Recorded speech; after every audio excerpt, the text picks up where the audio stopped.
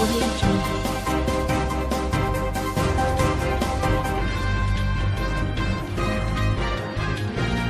Sound.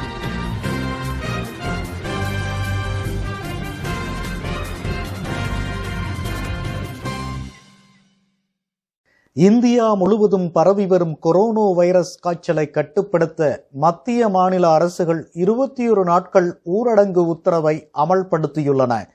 நகரங்களில் வாழ்ந்து வரும் மக்கள் இந்த ஊரடங்கை எப்படிப்பட்ட முறையில் கையாள்கிறார்கள் என்பதை காவல்துறையினர் ஆற்றி வரும் பணிகள் குறித்து சமூக ஊடகங்களில் வெளிவந்து கொண்டிருக்கும் காணொளி காட்சிகள் மூலம் தெரிந்து கொள்ள முடிகிறது.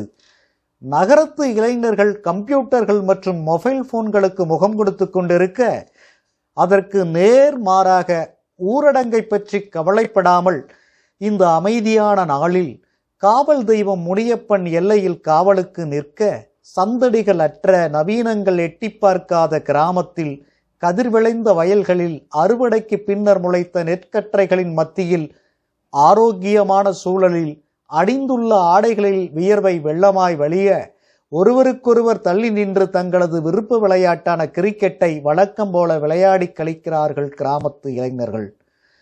மறுபுறம் ஆர்ப்பாட்டமின்றி அமைதியாக நடந்து வரும் காவிரி ஓய்வு எடுத்துச் செல்வதற்காக அமைக்கப்பட்ட தொன்மையான தடுப்பணையின் தலைக்கு பூக்களாய் படகுகள் மிதக்க, அந்த படகுகளில் சவாரி சென்றும் அணையில் தேங்கி வழியும் நீரில் மூழ்கி குளித்தும் வழியும் நீரில் தோன்றி மறையும் நீர்ப்பூக்களைப் போன்று அணை நீரில் துள்ளிச் செல்லும் மீன்களை வயிற்று பசி தீர்க்க வலையில் பிடித்து வரும் வளையர்களிடம் பேரம் பேசாமல் வாங்கிச் செல்கின்றனர் கிராமத்து மக்கள்.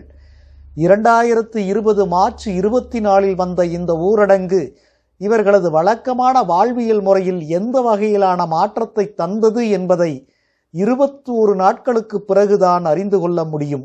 அதுவரை காத்திருப்போம்.